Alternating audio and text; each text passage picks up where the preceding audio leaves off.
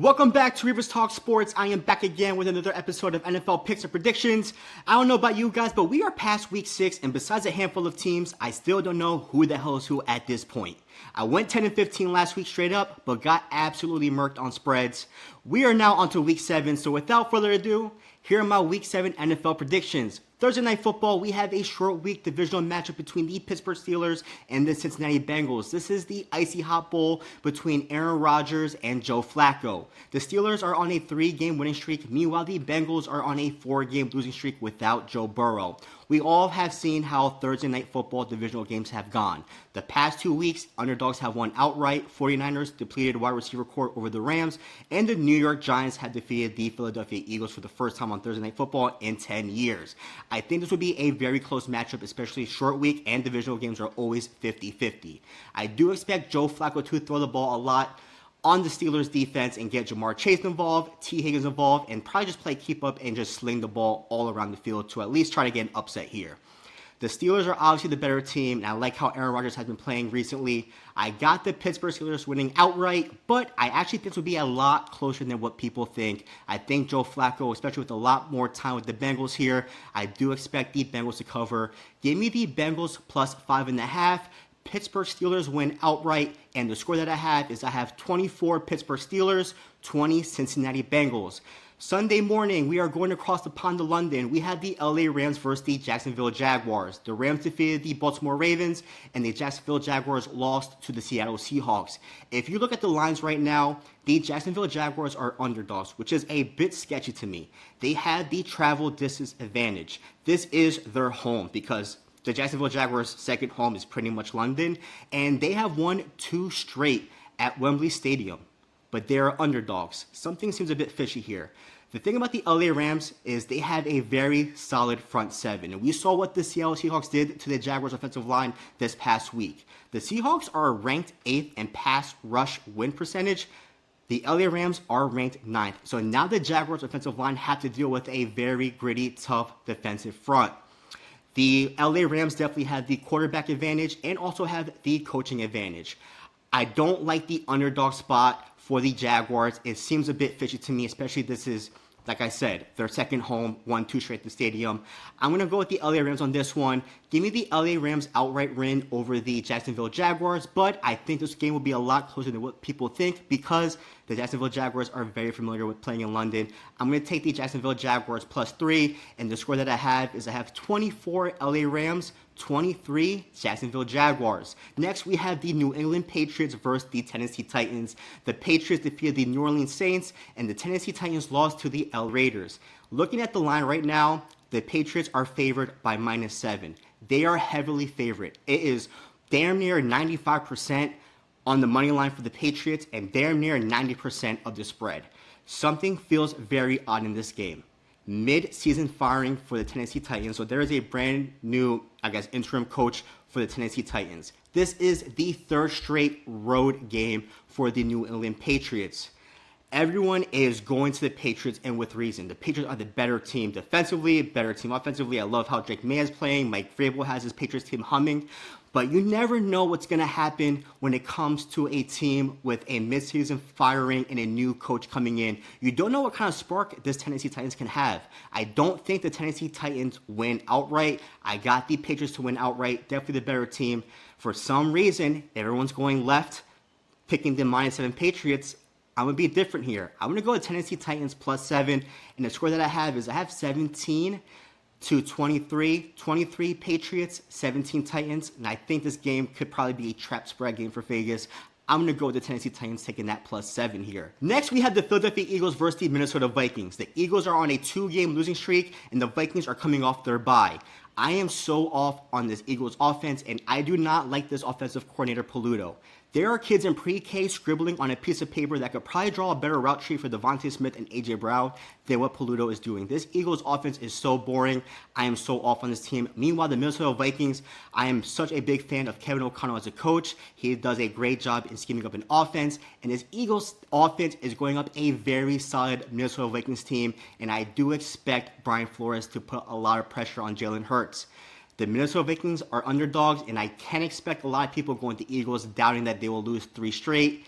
I'm so off on this Eagles offense, like I said, and they're going against a very solid defensive team. I'm going with the Carson Wentz revenge game. Give me the underdog home team, Minnesota Vikings over the Philadelphia Eagles, and I have the Minnesota Vikings spread at +1.5. I have 26 Minnesota Vikings, 23 Philadelphia Eagles.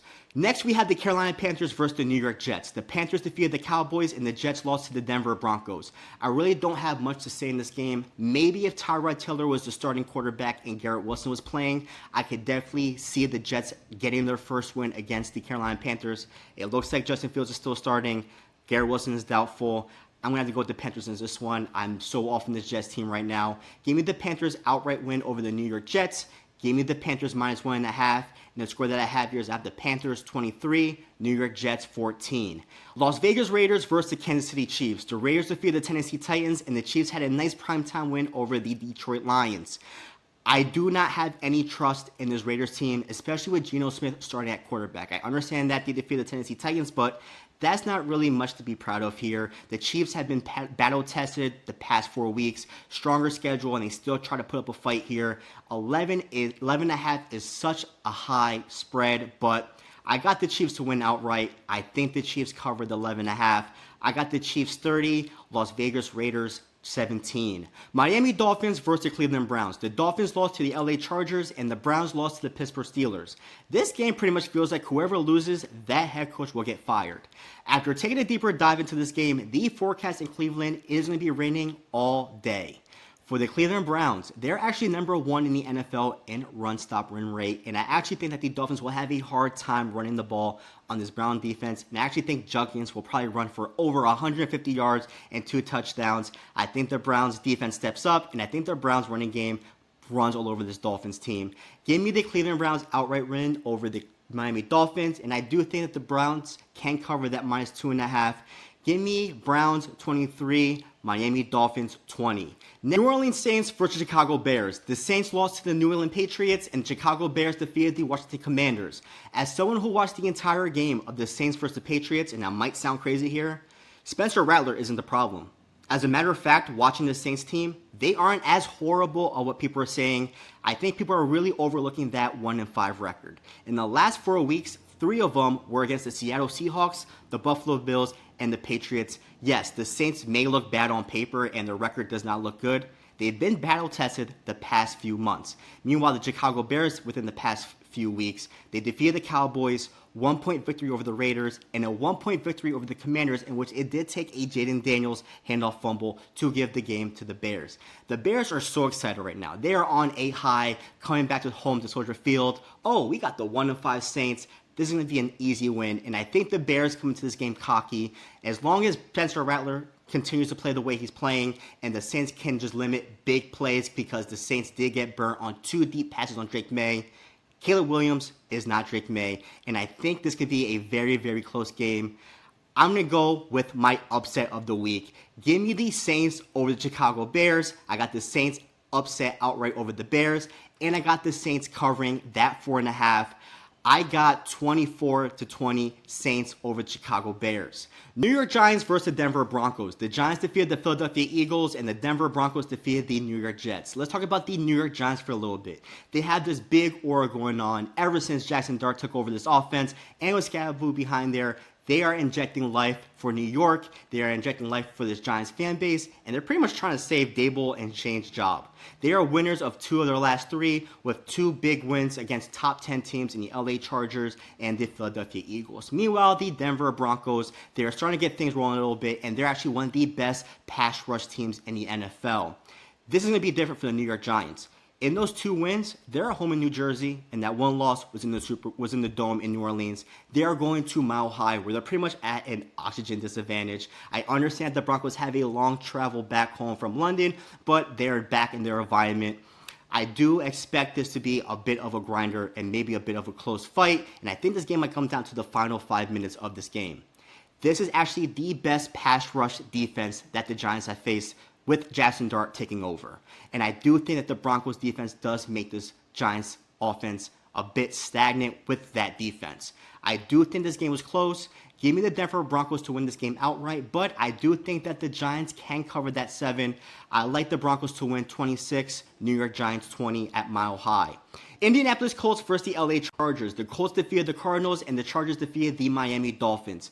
I am still impressed of this Indianapolis Colts team, and with Daniel Jones there, I really love how big of a fit he is for this Colts and pretty much reviving his NFL career. Similar to Baker Mayfield, who had a rough start early on, found his groove with the Tampa Bay Buccaneers. Daniel Jones found his groove with the Indianapolis Colts. For the LA Chargers, I'm not a big fan of how their run defense have looked within the last 4 weeks. They're giving up nearly 150 yards per game on the ground, about 5 yards per carry, and this Chargers defense just has a hard time generating pressure without Khalil Mack. I like the Colts in this game, and they are slight underdogs here. Give me the underdog spot for the Colts at LA, and I like the Colts to cover with that plus 1.5. And the score that I have Colts 27, LA Chargers 23. Green Bay Packers versus the Arizona Cardinals. The Green Bay Packers defeated the Cincinnati Bengals, and the Arizona Cardinals lost to the Indianapolis Colts. The thing about this Green Bay Packers team is they're pretty much a tale of two halves. They could be dominant in the first half, but let the foot off the gas in the second half. Be up 14-0 in the first half, but somehow win 26-23.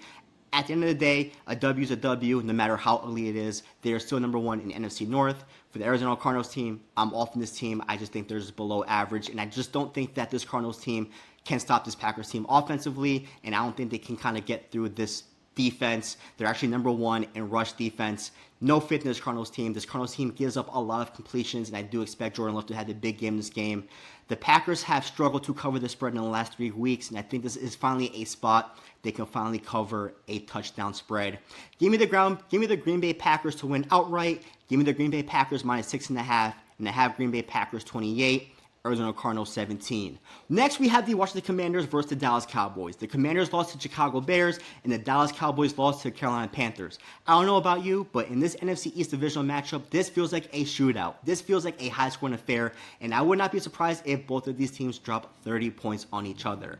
For the Commanders, they're definitely going to Dallas pissed off that they lost to Chicago Bears from a fumble handing off to the running back, and for the Dallas Cowboys, they are back home, and they're probably pissed off as hell losing to the Carolina Panthers. Dak Prescott is 11-2 in his career against the Commanders, and with the Cowboys being home, they are underdogs. But I just don't think that this Dallas Cowboys pass defense can stop Jaden Daniels in this offense. Jaden Daniels does a great job spreading the ball around, and even if no one's open, I do expect Jaden Daniels to use his legs, move the ball down the field for this Commanders team. I just think that the Cowboys pass defense kind of loses this game for the Dallas Cowboys here despite Dak Prescott's effort. Give me the Washington Commanders to win this game outright in Dallas. Give me the Commanders minus 2.5. I got the Commanders 34, Dallas Cowboys 31. Sunday Night Football, we had the Atlanta Falcons versus the San Francisco 49ers. The Falcons had a big primetime victory over the Buffalo Bills, and the San Francisco 49ers lost to the Tampa Bay Buccaneers. The Falcons are underdogs, so you're telling me that the Atlanta Falcons are traveling to California as underdogs with the 49ers not having Joey Bosa and Fred Warner for the whole entire season? Something feels very, very fishy in this game. And whether Brock Purdy or Mac Jones starts in this game, it kind of feels like the 49ers just love playing on prime time. This feels like a Bijan Robinson versus CMC kind of game. Something feels a bit off in this game, and I just feel like the Falcons being underdogs just feels a bit too free in this game. I hate this pick. I probably won't even touch this game. I just feel like I got to go the opposite of the underdog here, despite the Falcons having a big primetime win over the Bills. Give me the 49ers at home outright over the Atlanta Falcons, and I got the 49ers covering here. Give me the 49ers 26, Atlanta Falcons 23. Then last but not least, Monday Night Football, we have a doubleheader. First game that we have is the Tampa Bay Buccaneers versus the Detroit Lions. The Buccaneers defeated the San Francisco 49ers, and the Detroit Lions lose to the Kansas City Chiefs. The Tampa Bay Buccaneers are huge underdogs going to Detroit. They will be in this game without Chris Godwin, without Mecca Ibuka. Mike Evans is questionable. Bucky Irving might not even play. But it does not matter what weapons you give Baker Mayfield. Baker Mayfield is looking like an MVP candidate, and he can make things work. Whether you call someone from Walmart to join the team tomorrow, Baker Mayfield will still put on a show. For the Detroit Lions, they will be going to this game without Brian Branch, which is bad news for this pass defense because Baker Mayfield is very hot. The Buccaneers are plus 205 as underdogs. That is very rich and very juicy, and I can feel everyone being tempted to take that. But very rare do the Detroit Lions lose in back-to-back primetime games, and the Lions are home. I like the Lions to edge out victory here, giving the Lions outright win over the Tampa Bay Buccaneers, but I do think that the Tampa Bay Buccaneers cover that 5.5. Give me the Detroit Lions 30, Tampa Bay Buccaneers 27, and Houston Texans versus the Seattle Seahawks. The Houston Texans are coming off their bye, and the Seattle Seahawks had a nice W over the Jacksonville Jaguars. In my eyes, I honestly don't see how this Houston Texans offensive line can just deal with the pressure of the Seattle Seahawks. The Jacksonville Jaguars had a pretty solid offensive line and still had 20-plus quarterback pressures on Trevor Lawrence. Just imagine what they're going to do to this Houston Texans offensive line and this pretty much stagnant offense that this Houston Texans team has. Very impressed with how Sam Darnold has looked for the Seattle Seahawks offense, and the Seahawks are pretty much a top 10 team. Give me the Seattle Seahawks to win outright. Give me the Seahawks -3, and I got the Seahawks winning 27, Houston Texans 20. Thank you so much for watching this video. If you enjoyed the content, give the video a thumbs up and comment below on your Week 7 NFL predictions. And if you haven't done so already, go check out my most recent interview that I had with Cody Odds. Cody Odds actually cracked the code for sports betting with his own algorithm system and how he can help you hit at a higher rate. Thank you so much, and catch you guys next week for Week 8.